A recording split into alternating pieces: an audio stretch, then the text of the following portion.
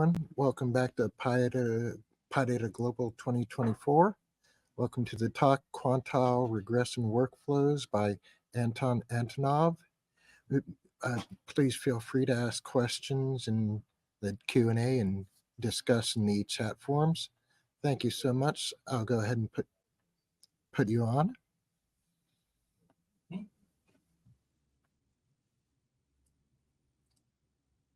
All right, thank you for the introduction. This presentation is titled Quantile Regression Workflows.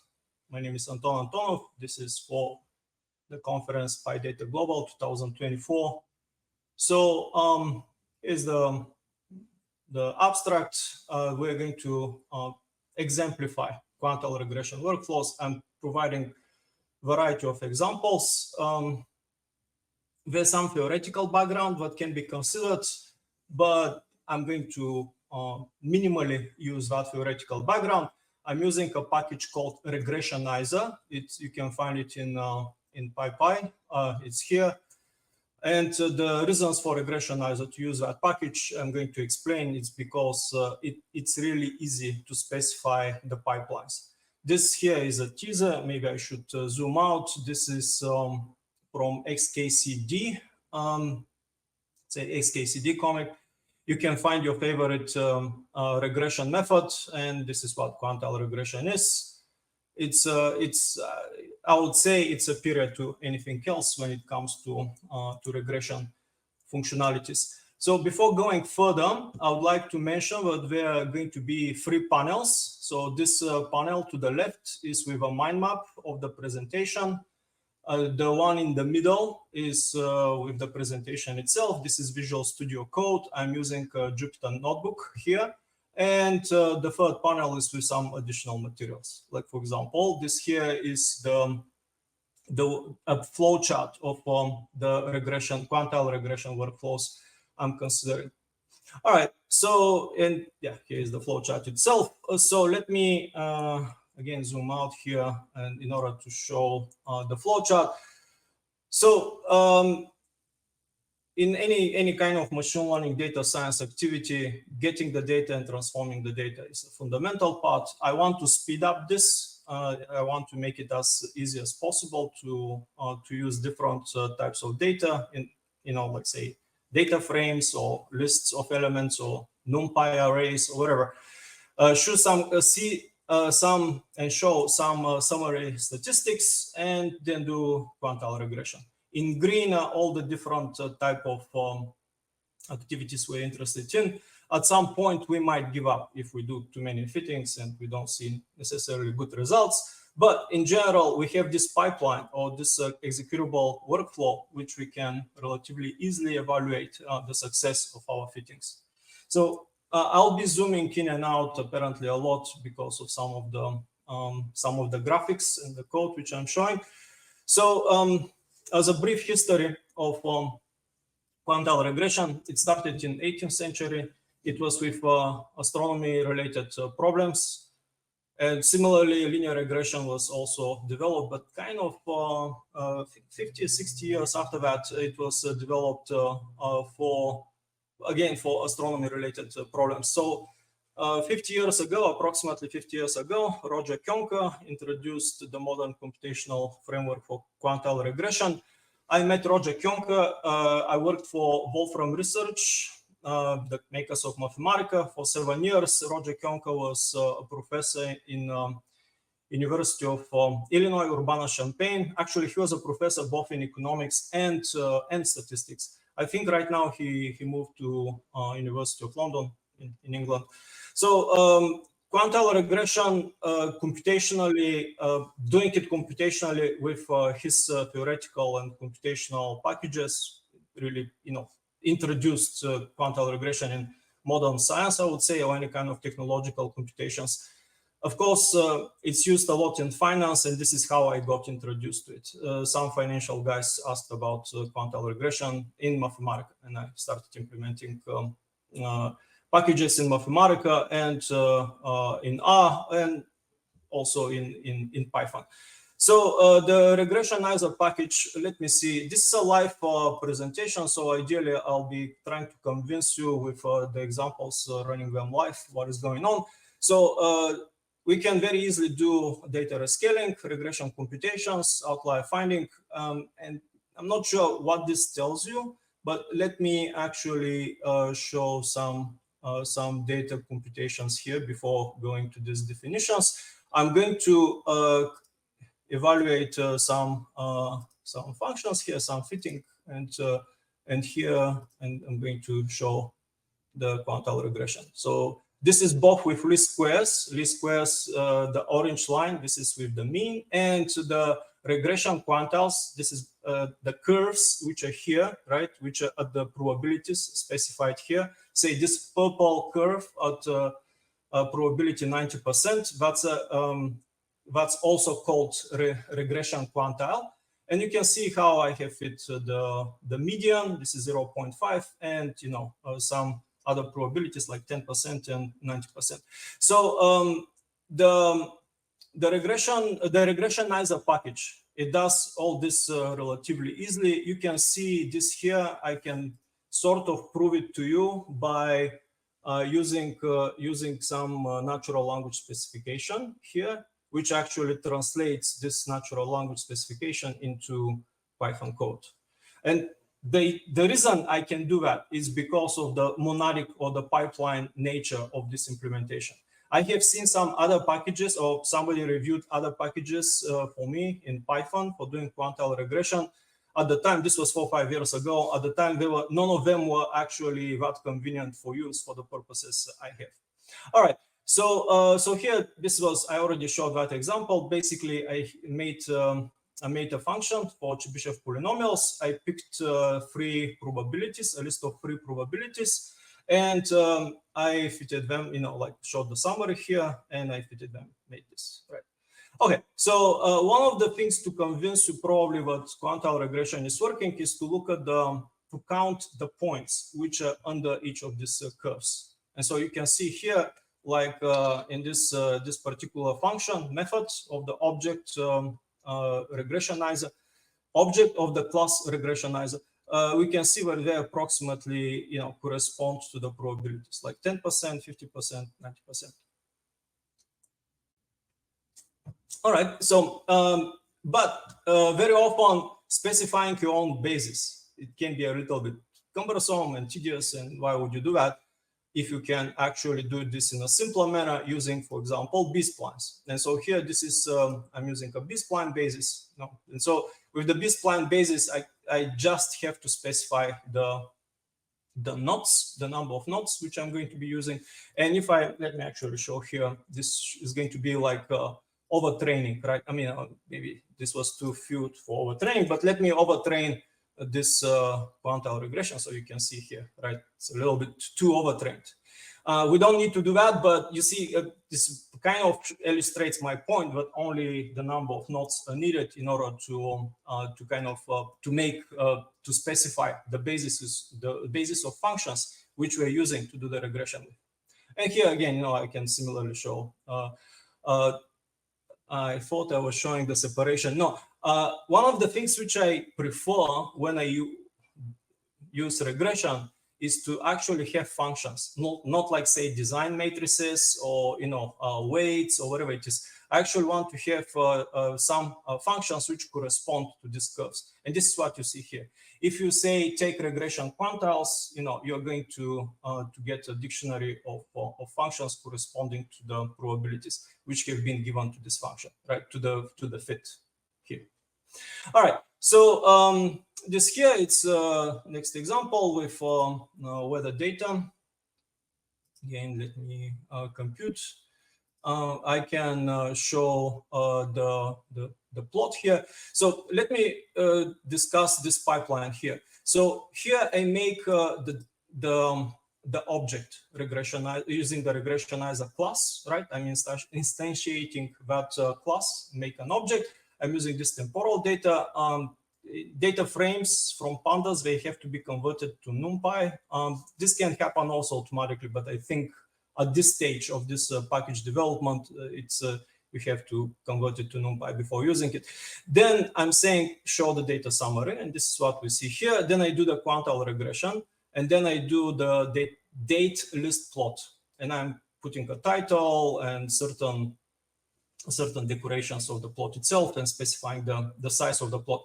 So unfortunately, in Jupyter, I don't know how this to print also the plot itself. So that's why we have this in a separate cell. So this object has a method called take value, and so we're taking the value and then we're showing it. So this is what we see here, and so you can see this is temperature data. This is in Celsius, right? And so there's some kind of there's a fit, through this. This is for Atlanta, Georgia. I'm going to use the opportunity here to discuss something, and let me actually change the probabilities in order to be more clear what I'm talking about. So I am going to show that quantile regression is actually very good with heteroscedastic signals.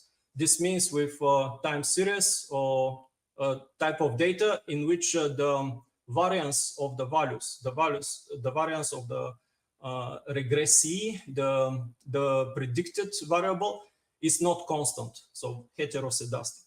If you read the theory about linear regression, and it assumes homoscedasticity. It assumes that the theorems, like say Gauss-Markov theorem, they assume that the variance is constant across the regressor. This is not necessary. Definitely can. It's not a requirement for quantile regression. And we can see here this temperature data, how the variance is bigger in the winter, right? This is a southern state, and it's much more clustered in the summer. All right, so same here with the separation. I repeated this so you can see approximately, well, if we have this kind of extreme regression quantiles, extreme probabilities, we're going to get less of good approximation about the number of points, but we get pretty good separation of that. Very often we want to see after the fit, we want to see the errors, and this is what I'm going to show. The errors can be used to detect outliers and anomalies. This is somewhat of a slow plot because of the decorations here. Otherwise, the computations are fairly fast. And so here you can see for each of the probabilities of each of the regression quantiles, I have computed these errors. They're not exactly errors, they're residuals, right? They're basically differences from the curves themselves and the points around them. So you can see, for example, for 0.02, almost all of them are positive, right? And the other way around, for 98, all of them are almost negative. All right, so we can detect outliers in that way, and outliers can be defined in a variety of ways, but let's actually see first the pipeline. So here again, I have the temperature data. I have done some quantile regression. I have picked two probabilities, and I'm basically saying everything outside of these probabilities, 1% and 99%, everything is an outlier. And I have taken the outliers here as a separate data object, right?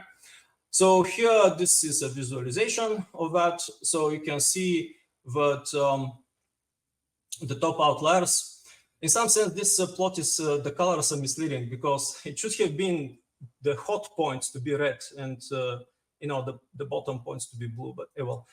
So you can see the top outliers, they're shown in green. They are both the curve with 95%, and the other, and it's like 95% here, right? Yeah.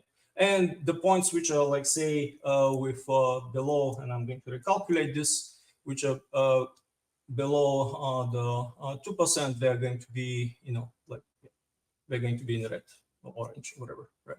Much less, right? Here, if I use more extreme probabilities.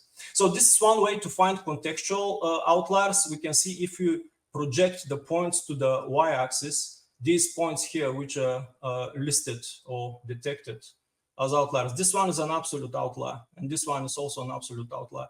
But these here, they're obviously valid contextual outliers. And this is one way to kind of to use quantile regression for doing that. We can expand on this we can use other techniques for finding anomalies. Here I'm using financial data, and I think I need to change the fit here a little bit. Let me see what is going to happen with 40 knots. So this is more closely. You can see this red lines follows the points closer now. And so here, what I'm finding as anomalies is basically points which are too far away from the fitted curve. Now, I mean, but then you say, well, what is far away for you, right? And yeah, so selecting which errors we're using. Do we using thresholds, or do we use outlier detectors, one-dimensional outlier detectors? This actually can produce different results. And so here I'm basically showing that I can use an outlier detector instead of a threshold, and the points are somewhat different. The orange points are from the previous calculation. The red points are in this new one. And I think I changed the relative errors. So I'm going to expand on this after the main course of the workflows. I'm going to show an interactive interface in which this detecting the outliers is and this point anomalies is being shown or is being demonstrated on different time series. So a very related type of activity is to pick the points around a regression quantile. So here I'm using 0.5, right? But I can use some other probability if I have to, right? So for whatever reasons, it might happen, but I want to pick the points which are along a certain path, which I have specified beforehand. And let me actually, since I'm here, let me, instead I can use different probability. Let me actually do that. So one of the things I would say with this framework is relatively easy to execute the workflows repeatedly, and they're always somewhat clear. And so here you can see using different probability, I would get somewhat different results, different paths. All right. One of the biggest advantages of quantile regression is the ability to compute the cumulative distribution function conditional based on the regressor value. And I'm going to show that here. So this here is actually putting quite a lot of probabilities in place. Like you can see, I have like say 10 probabilities. And so I'm going to show this fit, right? Now, what I'm saying here is that if we pick, say, a certain value of the regressor, like this one, I can, using these curves, I can reconstruct the distribution function. So this is a very powerful ability to have, when you're analyzing the signal. And this also is related to the heteroscedastic nature of some signals, right? And so here you can reconstruct the CDF, and I'm going to plot it. So here is the function, and then here's the plot. I can also do this at multiple points, if this is required, so I can. So these are different times. So I convert time in seconds when I deal with this internally in the regressionizer object. All right. Very related type of activity is to do simulations, and this is more from operations research perspective. And so here, this is my original time series, and this is the simulated one. And I would claim that the simulated one looks a lot like the original one. All right, so basically I moved, it seems very quickly through this first 4 sections of this mind map and the presentation. Now I'm going to use an interactive interfaces to demonstrate some of the quantile regression properties, and then I'm going to move to the big picture and whatnot, which is the end of the talk. So here I have made this Shiny Apps program, which I hope I can relatively quickly show what it is. Maybe I'm trying to get it out. Yeah, okay. So yeah, so here this is distribution data. Let me zoom out. This is the distribution data. I have some other data, like say financial data here. And the date axis now, it makes sense for the financial data. I can do the financial data fit at 0.5, right? So here, this is what we see. And I can increase the number of knots, and you can see I get much better fit, right? A curve which fits the points much better. So there's an interesting question. How many knots should you use? And there's an analogy with, let me see, can I do this here? There's an analogy with neural networks. In neural networks, after you train a neural network, you actually want to overtrain. You want to see the boundaries of the model it represents. And so neural networks are very complicated models, and you understand how they perform by overtraining them, basically understanding the boundaries of their abilities. So similarly here, I mean, we don't need to do that with quantile regression, but quantile regression goes through a similar loop. There is a basis functions, right? They can be nonlinear, like B-splines, you know, same with neural networks. We do optimizational methods, you know, we use some optimization to do these fittings, and then we actually can look into training and overtraining. That's why, for example, I'm looking into residuals and so forth. So here you can see this if I use the temperature data, and that was not, did not work at all. Yeah, if I use the temperature data, you can see I can overtrain it with this large number of points. So one of the things I would like to show here, and I need to move to a different interface, and I'll explain why. Okay, I don't want that many nodes. Because I can very easily evaluate the distribution, the variance, sorry, with this kind of fitting, with this extreme or nearly extreme probabilities, I can see where the variance is too narrow and where it is too wide. And in some sense, I can find anomalies in the signal based on the variance, not just on the, you know, outlier, like contextual outliers. This is again a powerful technique. I have not a presentation, sorry. I have this interface in Shiny Apps. This is in R, but it exemplifies many of the points I made. So here, this variance anomaly with this distribution signal, we can see it here, right?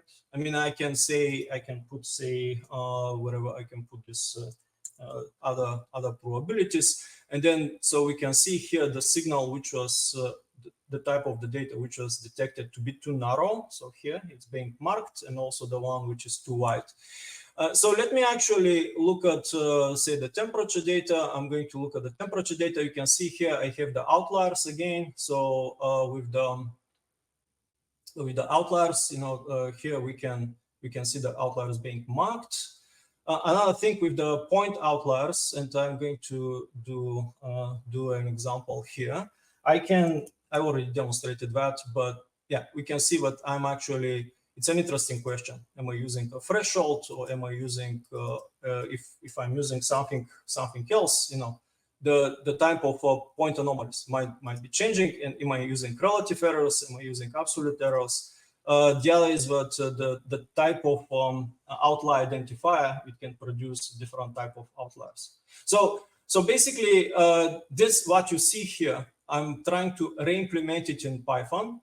RStudio now POSIT, they implemented the Shiny framework for interactive interfaces in R. They have implemented it in Python. I recently discovered this, and basically a week before this presentation, so I actually spent some time trying to figure out how to use it. All right, so the last part here of this presentation is that if I claim that this is so convenient and pipelining is convenient, what exactly can it be proved? And one of the ways to prove it, in my opinion, is to use large language models or any kind of natural language processing, which actually tells you how it can translate if it can translate natural language reliably and well into regression pipelines. In some sense, this is proving the utility of this approach, of this programming approach. Now, this here, I'm going to put it to paste what was here. There's apparently, I'm not sure is this the LLM artifact or it's a bug in the package, but you can see it put additional parentheses here. And in principle, if this data was being known, let me see, this should have worked. And I think, I'm not going to find it. But I think, let me see.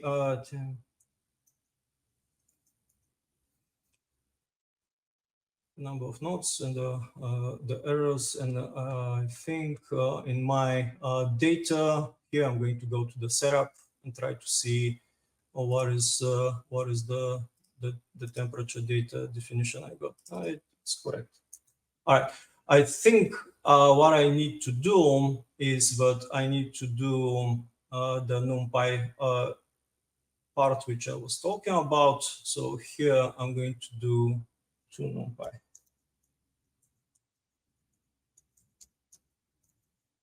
And still doesn't work.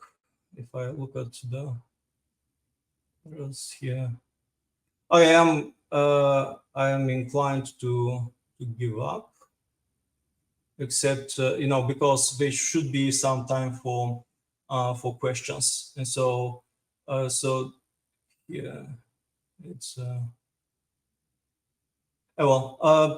yeah, apologies. I thought this worked or definitely worked before I started the presentation. All right. So in conclusion, I have this. I would say questions, to be asked, but I also have anticipated questions. Let me look for some questions in the chat. So yes, this is very good question by Stanislav. I'm going to read the question. What are the pros and cons of quantile regression over classical approaches like ARIMA and newer ones like Profit? Well, Profit, the way I have seen it, right, this is from a few years ago. It's an amalgam of algorithms for different type of extrapolations, right, of the time series. Quantile regression, the way I showed it here with the, very good question, thank you. The way I showed it here with the B-splines. So the B-splines were contained within this interval, right? But imagine the basis of function you have is with infinite support, like say typically, like say sine, cosine, this kind of functions, right? So then actually you can extrapolate the signal, right? Now with ARIMA or other approaches like that, we have this recursive formulas with which we have certain model. This is model-less. This is the advantage of quantile regression. It's a model-less technique. It's the same with linear regression. You see, the only thing I am specifying here is the basis. Very often people actually would ask me to fit, not just to understand the signal with some fitting like this with some basis, but with a particular form of basis. And what I do usually is that, first of all, I would ask why they want that. The other is that why would I would generate a basis with the form of the functions they want, and then see, then basically tell them, look, with this form, you have this kind of weights which dominate, this part of your signal, or this few elements of your basis, they dominate the way how the signal is approximated or described by quantile regression. Because we are almost out of time and I'm going to read the other questions, I can talk a lot about this question. So again, thank you, very good question. I should have anticipated it. What are the general use cases for quantile regression? Will you say it is generally suitable for outlier detection and regression scenarios which involve counts? Do we need to do I need to stop? Oh yeah, sorry. I need to end this to start the next session. I can answer this in the chat later or in Discord. Thank you so much for joining. Everyone, please join the Discord. Thank you so much, Anton. Yeah, thank you for your attention. Thank you for the questions, everyone. Yeah.